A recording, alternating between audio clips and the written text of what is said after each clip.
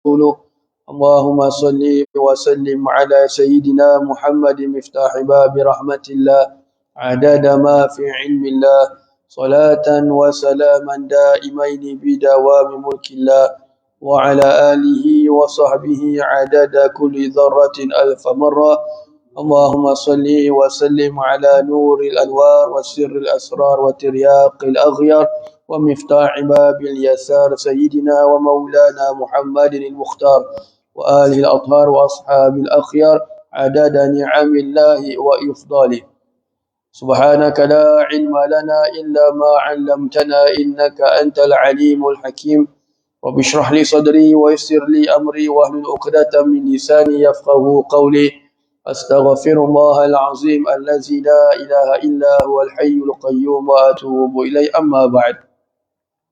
Alhamdulillah, para jemaah yang dirahmati Allah sekalian, kita kembali pada pembacaan kitab Safinatun Najah, di mana pada minggu yang lalu telah kita menyelesaikan bab berkenaan dengan perkara-perkara yang membatalkan wuduk. Kita sedia maklum bahawasanya perkara yang membatalkan wuduk itu ada 4. Yang pertama, keluar sesuatu daripada salah satu daripada 2 kemaluan kecuali air mani, kerana ia mewajibkan mandi. Yang kedua adalah hilangnya akal, sama ada dengan mabuk, pitam, tidur dan sebagainya. Yang ketiga, bersentuhan antara lelaki dan perempuan yang bukan mahram tanpa alas. Dan yang keempat adalah menyentuh kemaluan dengan tapak tangan. Maka ini semua empat perkara ini, ia membatalkan wuduk, sama ada kita melakukannya itu dengan sengaja ataupun tidak sengaja, maka ia membatalkan wuduk. Baik. Berkenaan dengan perkara yang membatalkan wuduk ini, ada keadaan di mana seseorang itu melakukan salah satu daripada perkara yang membatalkan wuduk ini, atau empat sekali dia melakukannya tetapi wuduknya tak batal. Dia satu keadaan ni, sama dalam kitab fikih ni dinamakan lughus. Lughus ni macam teka-teki. Dia pegang perempuan tak batal, dia kentut tak batal wuduk, dia buang air tak batal wuduk. Agak-agak apa keadaan tu? Mesti pelik. Biar betul ustaz ni. Mana ada orang berak tak batal wuduk? Satu saja. Bila orang itu angkat wuduk setelah dia bersatu. Bila orang tu dah bersatu, dia nak makan, dia nak minum, maka sunat untuk dia angkat wuduk. Maka wuduk ini tak batal dengan semua perkara yang batalkan wuduk kecuali dengan bersatu. Baru batal. Pasal dia angkat wuduk tu kerana untuk menghilangkan makruh setelah bersatu daripada mandi. Orang yang dah bersatu, dia wajib mandi. Tapi dia tak nak mandi dulu. Dia nak makan, nak minum, nak masak, nak isap rokok, nak minum kopi. Maka ini semua ni, kalau nak hilangkan makruh melakukan perkara-perkara ini adalah dengan angkat wuduk. Dengan angkat wuduk ini, benda-benda yang batalkan wuduk semua tak batal. Kecuali apabila dia bersatu lagi. Baru batal. Ini namanya teka-teki. Subhanallah. Alakulah tu cuma just nak beritahu sajalah. Kalau kita ada, andai kata kita ada persoalan berkenaan dengan wuduk tersebut. Kemudian setelah kita melalui perkara-perkara yang membatalkan wuduk, kita telah melalui perkara-perkara yang diharamkan bagi orang yang tidak ada wuduk, yang kita namakan dengan hadas kecil. Iaitu 4. Pertama adalah semayang dan apa-apa yang menyerupai semayang, seperti sujud syukur, sujud tilawah, begitu juga dengan semayang jenazah, semayang sunat, semayang wajib dan sebagainya. Apa-apa yang berkaitan dengan semayang, seumpamanya, semua itu diharamkan. Yang kedua adalah tawaf, sama ada tawaf sunat atau tawaf wajib. Yang ketiga adalah menyentuh mushaf. Dan yang keempat adalah membawa mushaf, yakni Al-Quran. Jadi inilah yang telah kita lalu minggu lepas berkenaan dengan perkara-perkara yang diharamkan bagi orang yang dalam keadaan hadas kecil. Jadi kita lanjutkan apa yang disusun atau dikarang oleh pengarang di sini. Bismillahirrahmanirrahim. Wa yahrumu 'alal junubi 6 asya'. Dan diharamkan ke atas orang yang junub itu 6 perkara. As-salatu wat-tawafu wa massul mushafi wa hamluhu wa lubthu fil masjid wa qira'atul Quran. 6 perkara itu adalah, yang pertama adalah salat, yang kedua adalah tawaf, yang ketiga menyentuh mushaf, yang keempat membawa mushaf, yang kelima adalah menduduki di dalam masjid ataupun stay dalam masjid. Al-lubsu ni bermakna stay. menetap di dalam masjid. Wa qiraatul Quran, dan membaca Al-Quran. Baik. 4 yang pertama ini adalah sama perkara yang dilarang bagi orang yang dalam keadaan hadas kecil. Adapun 2 yang tambahan, iaitu yang kelima, menetap di dalam masjid. Menetap dalam masjid sama dengan juga bermundar-mandir dalam masjid. Ke hulu ke hilir, ke hulu ke hilir. Tapi berada dalam masjid, maka tetap hukumnya adalah haram bagi orang yang dalam keadaan junub. Yang dimasukkan dengan masjid di sini adalah tempat yang sah untuk dia iktikaf.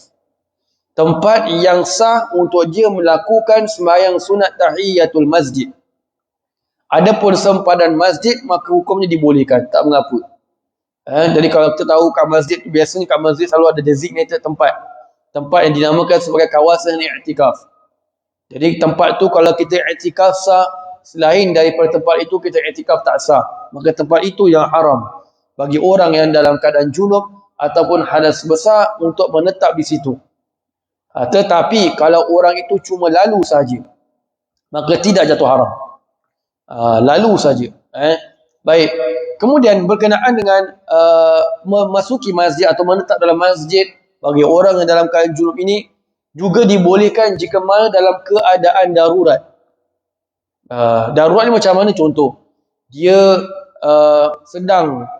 contohlah dia sedang berada dalam masjid, tiba-tiba dia tertidur. Noja pun tak perasan, tiba-tiba lock masjid. Member pula tiba-tiba basah. Dalam keadaan junub. Nak keluar tak boleh, belakang tak boleh, keluar sana tak boleh. Takkan nak pecahkan pintu masjid. Maka dia terpaksa stay dalam masjid. Maka hukumnya dibolehkan. Maksudnya dia dalam keadaan darurat. Dia tak boleh kata, ya Allah ampunkanlah aku, ya Allah bila dosa besar aku ni. Berapa jam ni kat dalam masjid sampai pagi subuh ni tak datang-datang noja ni. Contohlah, maka dia dimaafkan. Ini kalau ada tak ada tempat nak keluar. Tapi kalau ada tempat, ni pasal dia tak sengaja, darurat. Tapi kalau ada tempat nak keluar, maka dia kena keluarlah. Subhanallah. Baik, ini saja keadaan dia dibolehkan untuk berada dalam masjid dalam keadaan darurat. Baik, kemudian yang keenam adalah wa qiraatul Quran, dan membaca Al-Quran. Baik, membaca Al-Quran ini diharamkan bagi orang yang dalam keadaan junub, begitu juga orang yang dalam keadaan hadas besar. Dia tak boleh baca Al-Quran walaupun satu huruf dengan niat membaca Al-Quran. Tetapi kalau ia itu kebiasaan dia, contoh dia baca, contohlah kalau dia itu memang kebiasaan seperti wirid harian doa dia. Dia naik kenderaan baca subhanallazi sakhkhara lana, itu ayat Quran. Tapi dibolehkan. Ada ulama kata tetap tak dibolehkan. Ada kata kalau nak sebut ayat Quran pun, tapi jangan sebut full, sebut sebahagian. Instead of sebut bismillahirrahmanirrahim, dia sebut bismillah. Ada berbagai pendapat ulama, cuma secara umumnya membaca Al-Quran bagi orang yang dalam keadaan junub, orang yang dalam keadaan hadas besar, hukumnya adalah haram. Hukumnya adalah haram. Baik, jadi itulah perkara yang dilarang bagi orang yang dalam keadaan junub. Kemudian sambung kata sini lagi, wa yahrumu bil haidhi 10 asya. As-salatu wat tawafu wa massul mushafi wa hamluhu wal lubthu fil masjid wa qiraatul Quran was-sawmu wat talaqu wal mururu fil masjid in khafa talwisahu wal istimta'u bima baina surati war rukbah. Kemudian pengarang memasuki bab sekarang berkenaan dengan perkara-perkara yang dilarang bagi orang yang dalam keadaan hadas besar. Wa yahrumu bil haidhi 10 asya, dan diharamkan bagi perempuan, bagi orang yang dalam keadaan haid itu 10 perkara. Bermakna haid dan juga nifas pun masuk juga. Bermakna ini namanya hadas besar. So kita tahu ada 3 kategori sekarang. Junub, hadas kecil dan juga hadas besar. Baik, jadi yang dilarang bagi orang yang dalam keadaan hadas besar itu 10 perkara. Ada dalam 10 ini, dilarang itu pengharamannya itu atas diri orang itu sendiri. Bermakna terhadap orang perempuan yang sedang keluar haid itu sendiri. Dan sebahagian daripada larangan ini adalah diharamkan ke atas pasangannya. Jadi dilarang haram terhadap suaminya. Baik, kita akan lalu satu persatu. Pertama, pengarang mengatakan as-salatu wa tawafu wa masul mushafi wa hamluhu wa lubsu fil masjid wa qira'atul Quran. 6 yang pertama ini sama dengan larangan dalam junub. Sembahyang, tawaf, menyentuh mushaf, membawa mushaf, menetap dalam masjid dan membaca Al-Quran. Ini jelas. Sama macam orang yang dalam keadaan junub. Tambahannya lagi, wasaumu dan berpuasa. Hukum berpuasa bagi perempuan yang dalam keadaan haid, hukumnya adalah haram. Cuma perbezaannya, puasa dan juga sembahyang bagi perempuan dalam keadaan haid adalah bahawa puasa itu jika dia meninggalkannya ketika dalam haid tak perlu untuk dia qada. Tetapi puasa wajib untuk dia qada. Dia kena bayar balik. Wasaumu, berpuasa. Apa jenis puasa? Puasa sunat ke, puasa wajib ke, puasa qada ke, puasa nazar ke, semuanya diharamkan. Kemudian lanjutannya wa talaqu dan talak. Diharamkan ni siapa yang haram? Suaminya haram. Suami haram menceraikan isteri yang dalam keadaan haid. Hukumnya adalah haram, bukan atas isteri tu, atas suaminya. Kenapa diharamkan? Salah satu sebabnya kerana ia melamakan, memanjangkan masa iddahnya. Perempuan yang cerai hidup, iddahnya itu 3 kali suci dalam mazhab Syafi'i. Kalau mazhab Hanafi terbalik, 3 kali haid. Jadi kalau diceraikan dalam keadaan suci, bermakna suci, haid, suci, haid, suci, dah lepas iddahnya. Tapi kalau dia ceraikan dalam haid, haid suci, haid suci, haid suci. Baru habis haid dia, baru dia habis iddah. So dah ada ekstra tambahan. So lama dia dalam keadaan iddah. Ini orang yang cerai hidup yang masih keluar haid. Adapun yang tidak keluar haid lagi, maka dia punya iddah tu 3 bulan.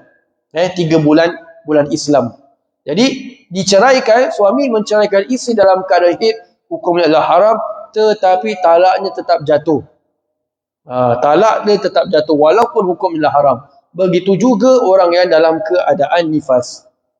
Baik, sambung dekat sini lagi, wal mururu fil masjid in khafat talwisahu, dan melalui masjid. Melalui masjid jika mana dia takut akan mengotorinya.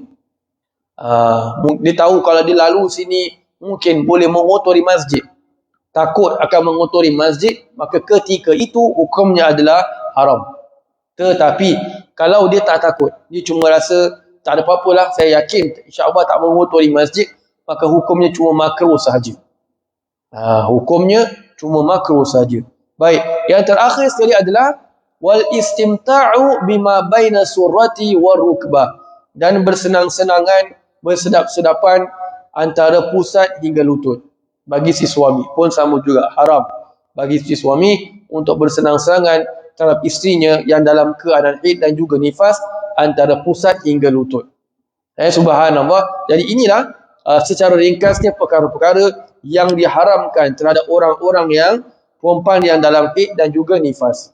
Wallahu a'lam bishawab. Jadi insya-Allah kita akan sambung lagi membacakan kitab Safinah pada tajuk yang lain insya-Allah pada esok tengah hari insya-Allah. Baca surah Al-Asr dan tasbih kafaratul majlis.